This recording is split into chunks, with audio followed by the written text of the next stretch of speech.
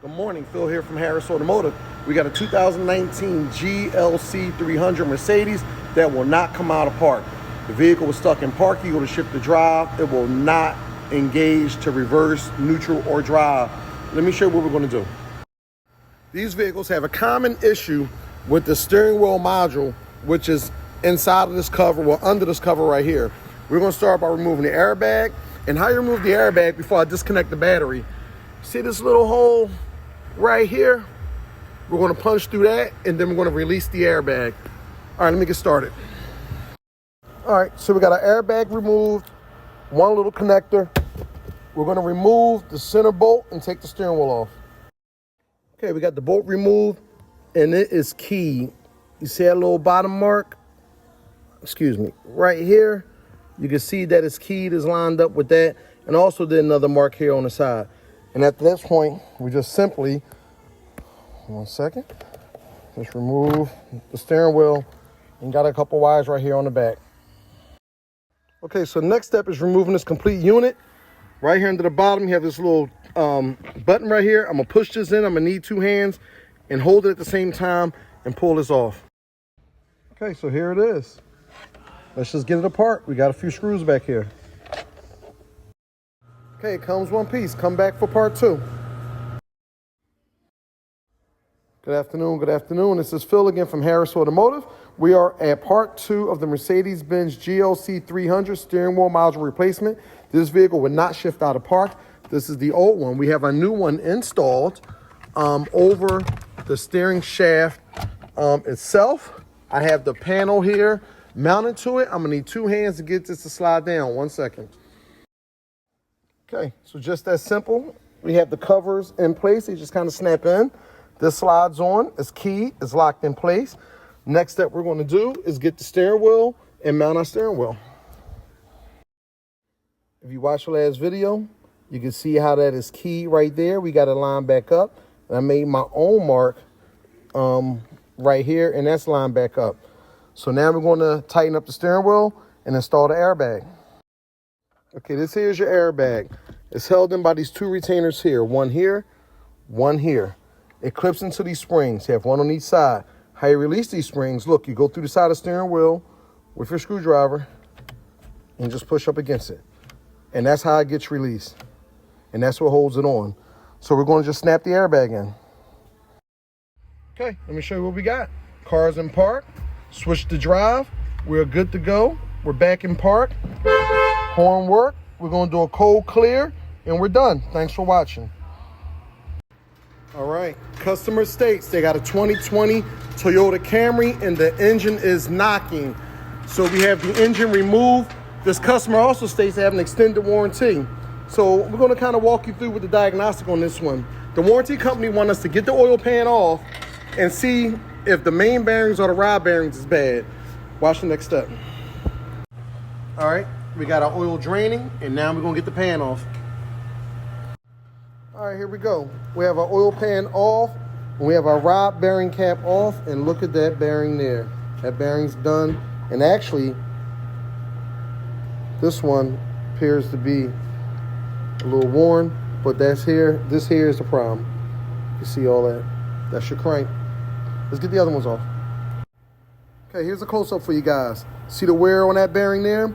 This is a spun bearing when you hear that terminology. This bearing is actually spinning in the bearing cap, and it's supposed to be fixed.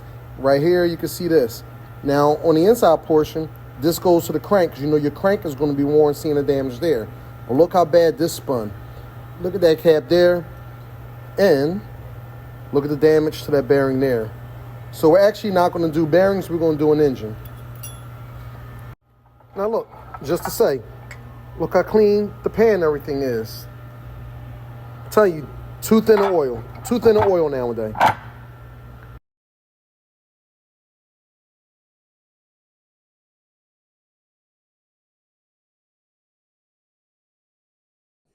Good morning, happy Monday. 2022 of the Camry. If you follow me in this repair, this is one that had the rod bearings that was bad. So this is our replacement engine. We actually already transferred components. We're about to drop the engine down and bolt it to the transmission. And then this is our wiring harness. That's going to be our next step.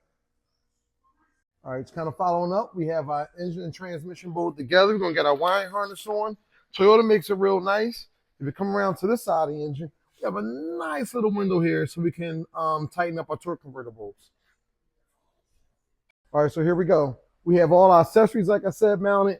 We have our starter installed. We come around here, we have our wiring harness and everything on. And look, all we're going to do is that we made a homemade table. Show them this table at the bottom. All we're going to do is move this power plant over. That's it. We got some casters, put some casters on it. We're going to get this engine, this transmission to line up in the cradle.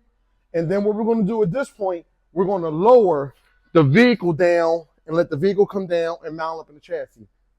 And that'll be it. All right, what you can see here is that we are at the end of transferring components. We're getting the power plant ready so we can lower the vehicle down and get it back up into the chassis. You can see we're lowering the vehicle down on top of the power plant. We're getting it centered, we're moving it around. We're actually installing the motor mounts and the transmission mount to hold it in place. And at this point, we're just zipping it up tight and we're gonna lift the vehicle.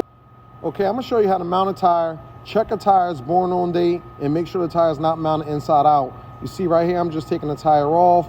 Real simple, easy mount. Got the extra arm to help mount the tire. Put the air gauge on there, add a tire up. Next. Like I was saying, some tires have outsides and inside. So this side of the tire mounts on the outside. Now your freshness date. This is how you check and see if your tires are fresh. See this tire here? It was born on the 47th week of 2023. It's a very good tire. That's how you check. Born on date. Balancing, we just mounted to the balancer with different size cones, the correct one here. Then we're gonna come around, we're gonna take our measurements. Our measurements is done with this arm right here. So we're gonna measure here to here. We're gonna hit this pedal, take that measurement. Then we're gonna go on the inside to here, take that measurement. Then it puts it on the screen. Then we hit the balance button. We close our hood. And then it spins and it's gonna show us the weight that we need. So here go our numbers.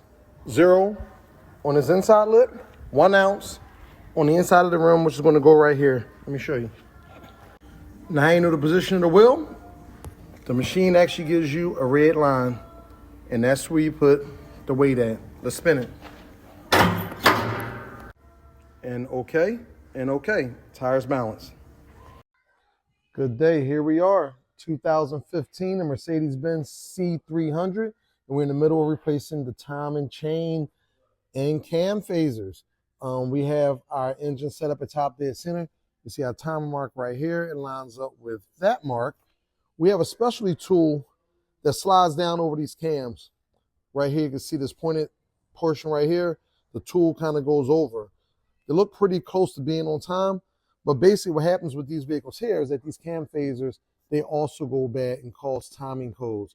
So we're still going to replace the chain and the timing guides. We have our the top timing cover off. Of course, the wiring harness is disconnected. And just to mention, you can see this vehicle has had oil changes on the regular. You can just see how the cams are not burnt up.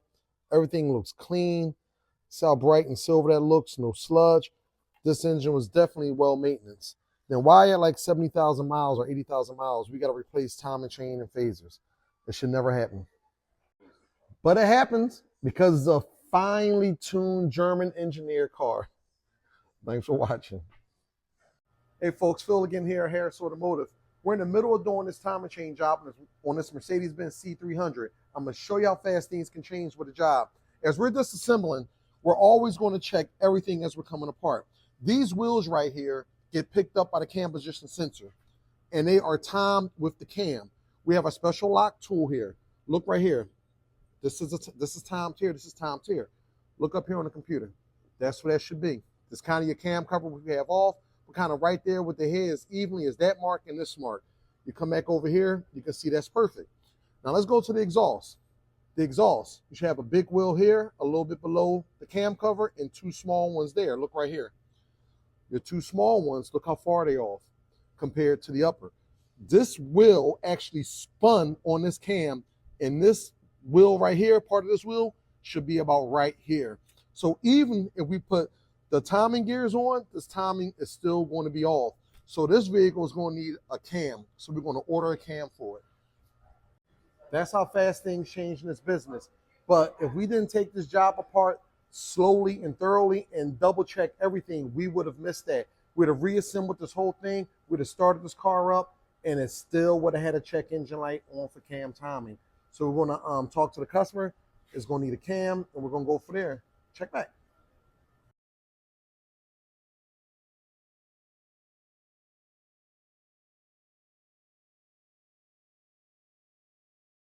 Good morning, my friends and family. If you're following me on this repair with this Mercedes-Benz C300 with the time and chain job, this job has taken more turns than a little bit. I'm going to show you what we found with the cam, why we had to replace the cam.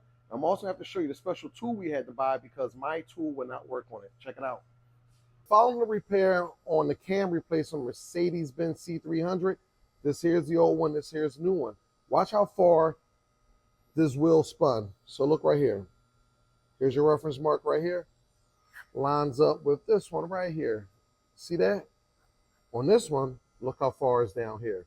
It should be up here at about the 11 o'clock position, like this one is. And look where it's at. That's why we had a code for cam timing. Let's get this cam in. Okay, this here is my time and chain press tool. This thing works on all Mercedes-Benz basically that we do time and chain work on. Not so much on this one. So we had to go to Benz and buy a genuine Benz tool, number quality here. We had to press the time and chain links together, actually separate them as well. And even down to the tool that we use to add our sealant to it. Genuine Mercedes-Benz caulk gun, the genuine Mercedes-Benz sealant. And more drama with it. We get it all back together. We're filling it up with coolant, and look what happened here. This just blew out, just the back of the thermostat. Fortunately, the customer has extended warranty, so we're the thermostat housing.